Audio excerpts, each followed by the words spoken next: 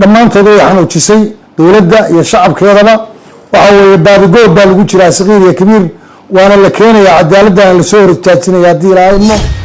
waxa weeye marka dadka fadqalalaha iyo magaciisa ku wada kiiska si kastoo fadqalala looga wada istaagi maayo kiiskaasu cadaaladu imaanaya insha allah bismillahi kariim ninkaas dhagarqabahana waa la keenayaa insha allah bismillahi kariim mar dhow dhammaan dowladoo dhanna waa u mahad celinayaa waxaan halkan ka cadaynayaanoo dhibanayaalka habeen hore abbaaru markay tahay 2:51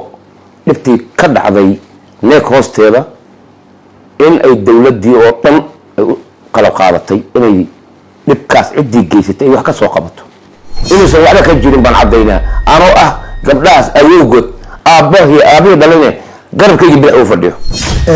hadda waxaan ku sugannahay isbitaalka guud ee Garowe ay yaaleen gabdhihii dhibanayaasha ahaa oo kufsiga loo geystay lagu dabiibayay lagu daaweynayay gacanta ay ku hayeen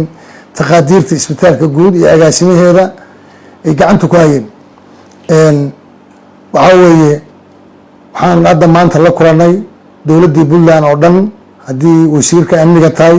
haddii wasiirka cadaaladda tahay haddii wasiirka haweenka tahay haddii wasiirra ay tahay dhammaantood waa la kulanay arrinta ayadaana cadaaladda la marinayaa ummadana waa la wadaagaynaa haddii ilaahay idmo dowladda Puntlandna waa u kacday annagu muwaadin baa nahay dhibkan hadda dhacayna meel walbuu ka dhacaa dhib la siyaasadayn karana maahan waa dhib la wada ogyahay ummadda Soomaaliyeed waxaan u sheegayaa anoo afayeenkii beesha Madhibaana gabadhana adeer u ah oo in adeerkay dhalay oo ay tahay gabar Madhibaana ilmaha dhibanahaana aan awoowo u ahay waxaan u cadaynayaa kiiskan dhacay inuu cadaalad heli doono dhawaanna in la wadaagi doono cadaaladiisa haddii ilaahay idmo dhammaan dowladda Puntland oo dhanna ay qalabka u qaadatay oo baadigood ugu jirta kiiskaas sida loo heli lahaa ay xil gooniya iska saartay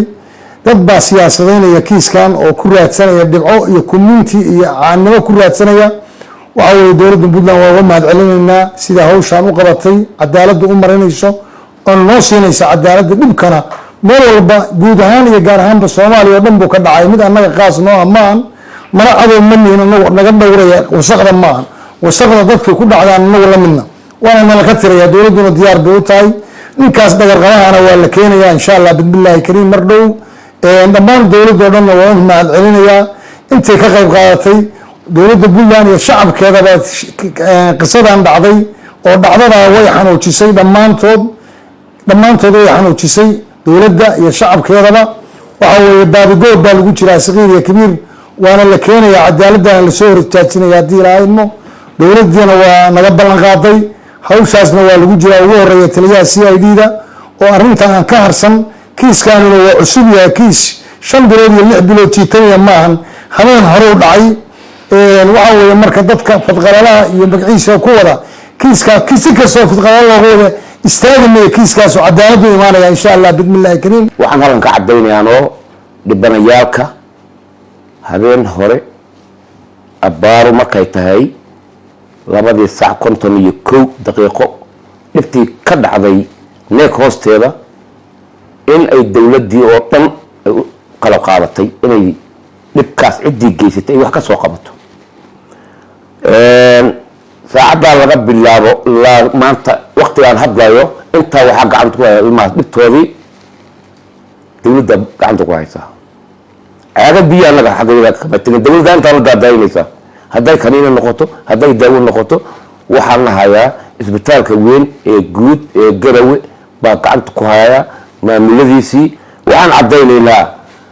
dhagarqabaha meelaha ka soo hadlaya dhahayo lacag la diisiinaya Puntland ceebeya war Puntland saas kuma ceebowdo Puntland saa kuma ceebowdo man ku ceebowdo doonto